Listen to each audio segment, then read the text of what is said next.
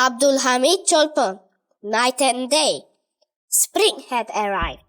The air was warm. The earth was awakening. Nature was breathing again. But there was one house where spring never entered. The courtyard Zebi was sweeping was dry, cold, and silent. The sound of the broom was low, like a heartbeat. She did not raise her head, because she was not free. She was waiting. The door creaked open. Zebi froze. Matchmakers again, but no. This time it was Salty. She ran in and embraced Zebi. The laughter of the two girls brought life to the house for a moment, but that laughter did not last long, because in this house Joy was only a guest. Heavy footsteps were heard outside the door. "What kind of chaos is this?" Razok Sufi entered. His voice did not pierce the walls. It pierced the heart. The girls froze. Even the air seemed to stop moving. This man never smiled. Not once. His face was not that of a living man. It was a verdict. Zebi screamed inside. "Why am I his daughter?" But she made no sound. Because in this house, silence was the only way to survive. Sufi fixed his gaze on the girls and had not spoken yet. Kurban Bibi remained silent. She knew one wrong word could destroy everything. She began to speak carefully. "The girls want to go somewhere." This was not an ordinary sentence. This was a battle. Razok Sufi remained silent. This silence was the most dangerous thing. Zebi could barely breathe. "My life will be decided now." Finally, Sufi spoke. "Fine, let her go." Those three words were freedom. The girls exploded with joy inside, but outside they remained silent. Why? Because freedom had come with fear. Sufi added, "She must not let her voice be heard by strangers." There it was. The cage had opened, but the chains remained. Zebi thought to herself, "If even my voice is a sin, then who am I?" Eve of departure, a dark field. The cart wheels creaked. The stars were cold. The girls were silent. But this silence was not ordinary. It was an inner struggle. A young man began to sing. Everyone looked at Zebi. She remained silent. Why? Her father. Fear. An inner cage. Salty said softly, "There is no one here." This was not a simple sentence. It was a test. Zebi parted her lips, but did not begin to sing. Inside Zebi there were two voices. "Sing, you're alive. Stay silent or you will disappear." This was the hardest battle of all. Not external, internal. She spoke quietly. "It's not right." But those words did not come from her heart. She lied to herself. The cart did not stop, but time seemed to. Zebi lifted her head. She looked at the dark sky. The stars, cold, distant. Something began to stir inside her. It was not fear. It was a voice suppressed for years. She began to sing softly.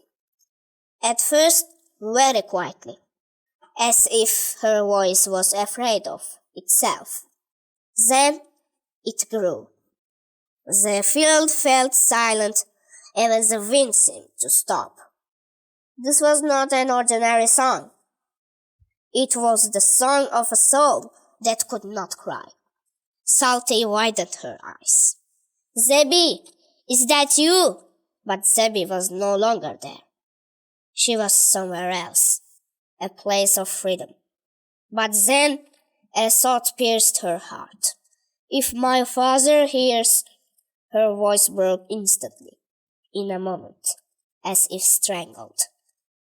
Zebi fell silent and became afraid of herself. Moonlit lake.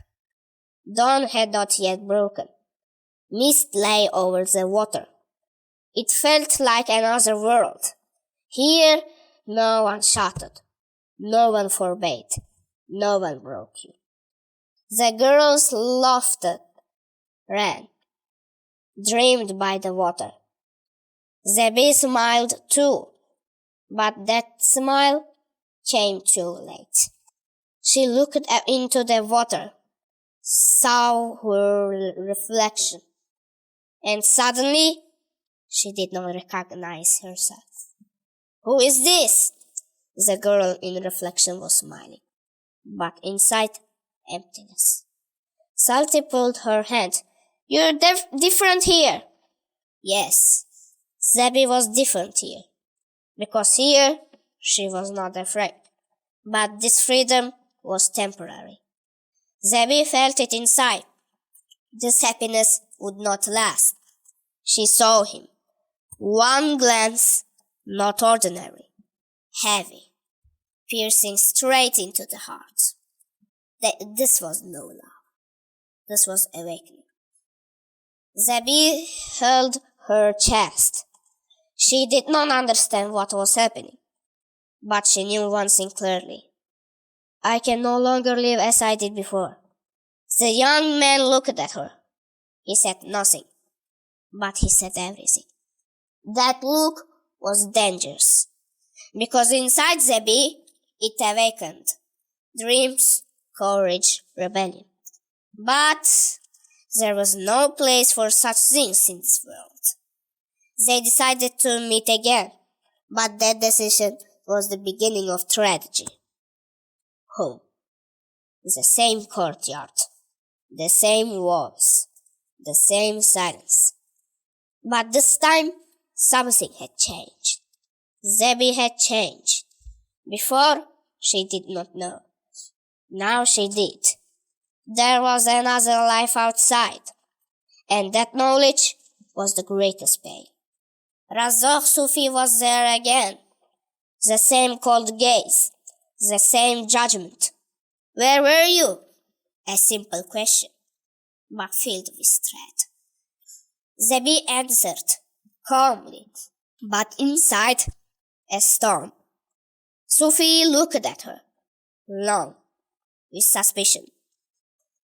And in that moment, Zebi understood.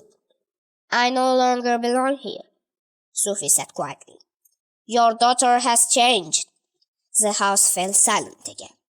But this time, the silence was not peace. It was surveillance. Razok Sufi stared at Zebi, long, silent, still. There was one question in that gaze. What have you become? Zebi looked her head. She was silent, but inside she was screaming. Sufi said quietly, Your eyes have changed. This was not a simple remark. It was the beginning of judgment. Zebi's heart pounded. Does he know? Sufi stepped closer. His footsteps were heavy. Each step pressured. A girl must know her place. The words felt like a law carved into stone. For the first time, resistance rose inside Zebi, and she was afraid of it. Night. Everyone asleep. Only Zebi awake. She stood by the window, looking outside. There, freedom. Here, a prison. She placed her hand on her chest. Her heart hurts. Not ordinary pain. The pain of a life being suffocated. She whispered, I want to live. For the first time, she admitted the truth to herself. But immediately, her father came to mind. Fear returned. Two forces collided. The desire to live and fear. And this time, fear did not win. Zebi made a decision, but it would not save her. She went out again, quietly, secretly. Her heart was racing. She was afraid, but she did not stop. She met the young man. They stood in silence. No words were needed. This meeting was hope, but at the same time, the beginning of destruction. The young man said softly, "I will take you away." It sounded like salvation, but something trembled inside Zebi. If I run, will it end? Because the problem was not the walls. The problem was inside her. They decided to leave, but someone saw them. Home. The air was heavy. Sophie sat in silence. This silence was the calm before the storm. "Where were you?" This was no longer a question. It was a trap. Zebi was silent. Sophie looked at her sharply. "I know everything." It was a lie, but it was enough. Zebi broke. Her eyes trembled. In that moment, Sophie understood everything. He did not shout. That made it even more terrifying. Punishment, not physical. Psychological. "You will not go out anymore. You will not speak anymore. You will not live. You will only exist." This was the worst prison. To disappear while still alive.